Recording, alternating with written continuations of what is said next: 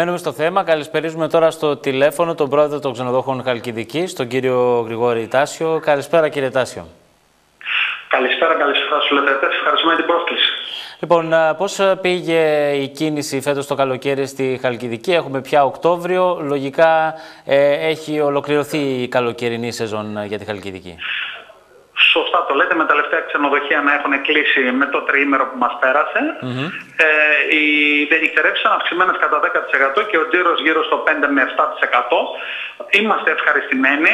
Ουσιαστικά υπήρχε μια διόρθωση των προηγούμενων δύο όχι τόσο καλών σεζόν που μας πέρασε. Και το πολύ θετικό είναι ότι τα μηνύματα συνεχίζουν και για το 2014, μια και ήδη οι πρώτες κρατήσεις σε ξενοδοχεία μπαίνουν ήδη στα συστήματα. Πολύ ευχαριστώ αυτό. Σημαίνει βεβαίως ότι κάτι γίνεται στον τουρισμό στη χώρα. Θα πάμε καλύτερα, κύριε Τάσιο? Κοιτάξτε, αυτή τη στιγμή σαφώς και έχουμε πολύ βελτιωμένα τα νούμερα μετά την ηρεμία της πολιτικο-οικονομικά, από αυτήν την άποψη τουλάχιστον στη χώρα, και αυτό το δείχνουν και οι αφίξεις, αν θέλετε, και τα έσοδα, όπως και το πολύ σημαντικό τόσο στις θέσεις εργασίας όσο και στην μείωση της ύφεσης. Βέβαια, ο τουρισμός μόνος του δεν μπορεί να κάνει τη μεγάλη διαφορά. Χρειάζεται η χώρα να ενισχυθεί και σε άλλα επίπεδα και βέβαια ιδιαίτερα σε εμάς στους προορισμούς να βελτιωθούν πολύ οι υποδομές για να μπορέσουμε να δεχτούμε τους τουρίστες με ακόμη καλύτερα ηχέγγυα και για να συνεχίσουν καλύτερα και τα επόμενα χρόνια. Ποια είναι λοιπόν τώρα η προετοιμασία για το επόμενο καλοκαίρι, κύριε Τάσιο?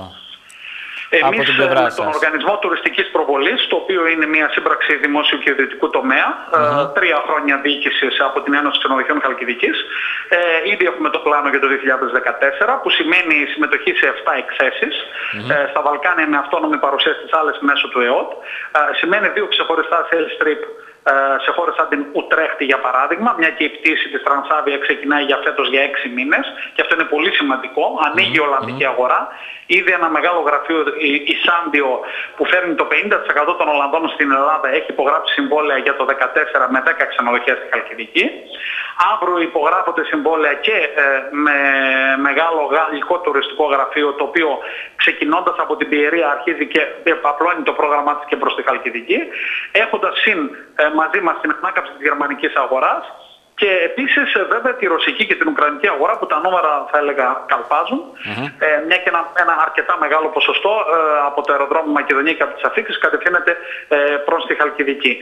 Συνολικά ο σχεδιασμός βασίζεται και στα γραφεία δημοσίων σχέσεων. Έχουμε 4 συνεργάτες στην Ιταλία, στην Τουρκία, στην Γερμανία και στην Αγγλία από φέτος. Συνεχίζουμε και για το 2014. Ήδη έχουμε προγραμματισμένα 10 διαφορετικά ραντεβού, κυρίως με μικρά τουριστικά γραφεία για μικρά πακέτα και για μικρότερες κατηγορίες ξενοδοχείων στο Λονδίνο, στην έκθεση που έρχεται τώρα το Νοέμβριο.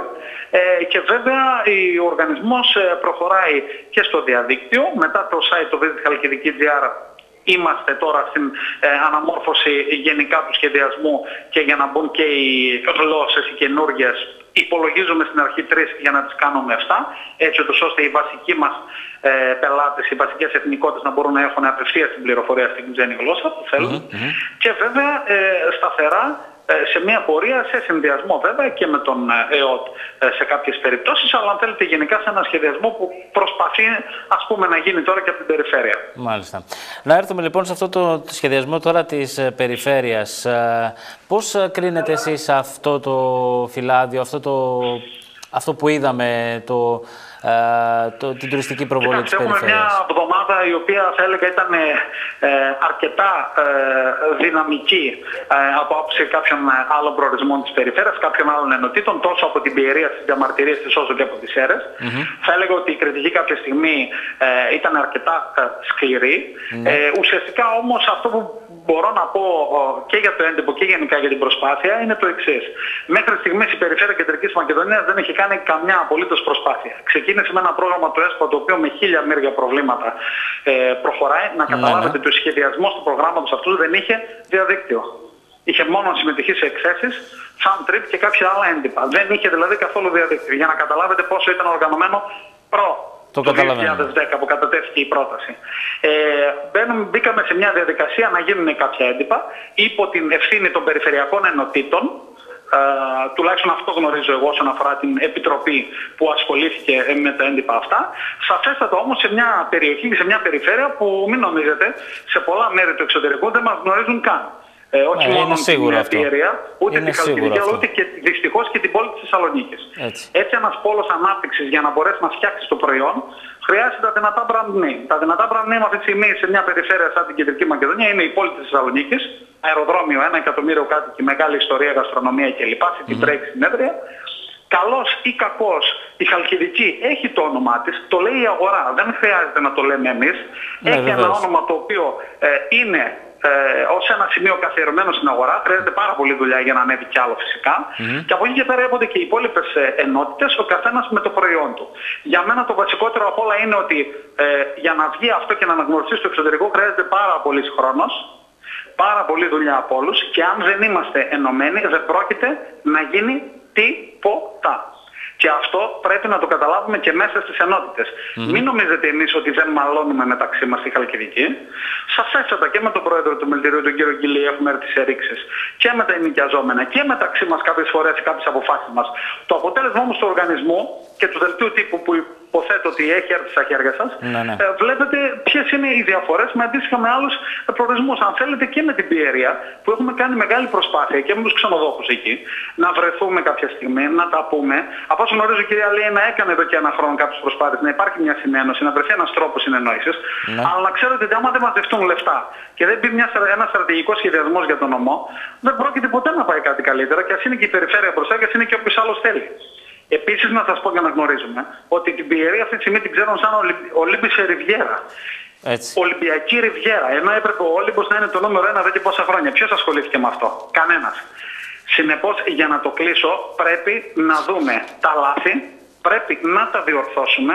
Δεν υπάρχει κάποιος ότι είναι και καλά ο καλύτερος και ο άλλος είναι και καλά ο χειρότερος. Αλλά καλώς ή κακώς η αγορά έχει διαμορφώσει τους κανόνες της και κάποιοι είναι λίγο πιο μπροστά. Δεν νομίζω όμως ότι αυτό είναι που πρέπει να μας κάνει να μαλώνουμε και να φτάνουμε σε ακραίες καταστάσεις. Σίγουρα. Κύριε Τάσιο, ας φύγουμε από αυτό των περιφερειακών ενωτήτων. Ως προσπάθεια αυτή, είπατε βέβαια ότι χρειάζεται πολλή δουλειά για να πετύχει, αλλά ως προσπάθεια είναι κάτι το οποίο είναι σύγχρονο, κάτι το οποίο μπορεί πραγματικά να αγγίξει τον ξένο για να επισκεφθεί την περιοχή, ή θέλει κάτι άλλο? Είπατε για το διαδίκτυο, δεν υπήρχε διαδίκτυο. Κοιτάξτε, πρώτα έπρεπε να ξεκινούμε τις προσπάθειές μας διαδικτυακά και στη συνέχεια να μπούμε στη διαδικασία να κάνουμε και τα έντυπά μας. Δεν είναι τυχαίο ότι το Visit Halkidiki.gr αυτή τη στιγμή είναι πρώτο στο Google, αν πείτε, μετά από δουλειά ενός έτους, και γι' αυτό θα μεταφραστεί σε 7 γλώσσες, γιατί εκεί είναι και το παιχνίδι. Δεν είναι το παιχνίδι στο έντυπο, κακά τα ψέματα. Και για ποιο έντυπο μιλάμε και για ποιο μεγάλο έντυπο μπορούμε να μιλάμε και ποιος θα το πάρει και πού θα το τοποθετήσει. Σε ποια βιβλιοθήκη και όταν θέλει να το δει. Εδώ πια ο κόσμος κινείται με QR code. Κινείται δηλαδή με σφραγίδες τέτοιες που βλέπει ακόμα και τη διεύθυνση του σπιτιού του αλουνού. Έχουν ξεφύγει τα πράγματα. Αυτά για να τα προλάβουμε χρειάζεται σύμπραξη δημόσιο και ιδιωτικού τομέα. Γενικά το δημόσιο δεν μπορεί να το κάνει αυτό. Είναι πάρα πολύ ξεκάθαρο. 3 οργανισμοί υπάρχουν στην Ελλάδα. Η Προτούρ στη Ρόδο με 1 εκατομμύριο ευρώ προϋπολογισμό, 1.200. Ο οργανισμός της Χαλκιδικής με περίπου 300.000 ευρώ, και αυτά τα λεφτά μπαίνουν πάνω από τα μισά από τους ιδιώτες, το τονίζω. Η Ένωση Ξενοδόχων Χαλκιδικής βάζει στον οργανισμό τουριστικής προβολής Χαλκιδικής 70.000 ευρώ, αν λέει κάτι αυτό για σωματείο. Μάλιστα. Λοιπόν, και από εκεί και πέρα νομίζω ότι θέλει πάρα πολύ δουλειά, και μέσω του δημοσίου δεν μπορεί να γίνει. Με ελεγκτικό συνέδριο, με δημόσιο λογιστικό, με μνημόνιο, αυτά δεν μπορούν να γίνουν εύκολα. Άρα λοιπόν πρέπει να βρούμε τα μοντέλα. Τα μοντέλα προχωράνε μόνο αν είμαστε εξωστρεφείς και μεταξύ μας μονιασμένοι. Και μεταξύ, ναι, αυτό που είπατε βεβαίως έχει μεγάλη βαρύτητα. Το να βρεθείτε όλοι μαζί, όλες οι περιφερειακές ενότητες, και ίσως να προχωρήσετε κι εσείς σε κάτι... Εγώ πάντως μου δίνετε και η δυνατότητα, και σας ευχαριστώ απόψε για την παρουσία. Και η κυρία Λέινα το γνωρίζει και πολλοί συνάδελφοι μου, και ο κύριος Ηλιάδης και οι συνάδελφοι της Πιερίας, που μιλάμε, ξέρετε, και στα υπόλοιπα όργανα τα δικά μας, στο Κτηνιακό Επιμελητήριο, στο ΣΕΤΕ. Είμαι διατεθειμένος ανά πάση στιγμή να έρθουμε και να πούμε 5 πράγματα και να μάθει ο κόσμος πώς μπορεί να είναι το επόμενο βήμα. Και να μην εμψημερούμε μεταξύ μας το άμα η περιφέρεια έκανε καλό το έντυπο ή έβγαλε πρώτο τον έναν και πρώτο τον άλλον. Εδώ για τον Όλυμπο φέτος που είχε 100 χρόνια, 100 χρόνια κατάκτηση της κορυφής, δεν ενδιαφέρθηκε κανένας. Ενδιαφέρθηκε? Κανένας. Ενδιαφέρθηκε, όπως μας είπε η κυρία... Η μόνη παρουσία του ΕΟΤ ήταν μετά από δική μας προσπάθεια σημαντική και δική μου προσωπική να εξασφαλίσουμε κάποια χρήματα και μπορέσει και να αναδειχθεί ο ορεινός όγκος και ο Όλυμπος γενικά. Άρα λοιπόν ας δούμε πρώτα τα του οίκου μας και στη συνέχεια μιλάμε για τα υπόλοιπα. Βεβαίως. Η κυρία Λέινα βεβαίως μας είπε ότι έγιναν και επαφές με την Υπουργό Τουρισμού για να γίνουν και κάποιες εκδηλώσεις για τα 100 χρόνια. Τα είπαμε εχθές αυτά στο δελτίο μας, κύριε Τάσιο. Ελπίζουμε λοιπόν να βρεθείτε όλοι μαζί και να βρεθεί μια λύση που εγώ να είναι συμφέρουσα. Στην διάθεσή σας, όποτε θέλετε μπορούμε να κάνουμε και μια εκπομπή. Βεβαίως. Να έρθω να ακούσει και ο κόσμος, γιατί σας λέω ανακοινώσεις και τολμώ να του πω, σαν αυτή που έβγαλε το επιμελητήριο της Πειραιάς και συνυπόγραψαν όλοι οι φορείς, ειλικρινά πιστέψαμε δεν οδηγεί πουθενά. Μάλιστα. Σε καμία σύγχρονη χώρα και σε κανένα σύγχρονο προορισμό αυτά δεν οδηγούν πουθενά. Δεν μου λέτε να σας το πω διαφορετικά. Η Γλυφάδα στην Αθήνα δεν είναι η παραλιακή ζώνη της Αθήνας? Είναι. Τι ακούμε? Athens. Ακούμε Γλυφάδα? Όχι. Το destination είναι Athens. Μας ενοχλεί όταν ακούμε Athens. Όμως η χώρα, ποια είναι η πρώτη πόλη που ακούν για τη χώρα μας? Την Αθήνα, έτσι δεν είναι? Έτσι. Μετά έρχονται οι υπόλοιποι. Μας ενοχλεί ενδεχομένως εμάς στο βορρά, αλλά από την Αθήνα ξεκινάς. Άρα λοιπόν πρέπει να ενισχύσει τα προϊόντα που έχουν τον κεντρικό σχεδιασμό και στη συνέχεια να περάσουν και τα υπόλοιπα στους υπόλοιπους για να μπορέσουν έτσι να φτιάξουν το σωστό προϊόν. Κύριε Τάσιο. Πριν 2 χρόνια δεν υπήρχαμε στο χάρτη σαν Μακεδονία και σαν κεντρική Μακεδονία. Μάλιστα. Λοιπόν, κύριε Τάσιο, θα τα ξαναπούμε βεβαίως. Σας ευχαριστώ πολύ για την επικοινωνία που είχαμε. Και εγώ σας ευχαριστώ πολύ για το χρόνο που μου διαθέσατε. Καλό σας βράδυ. Καλό σας βράδυ.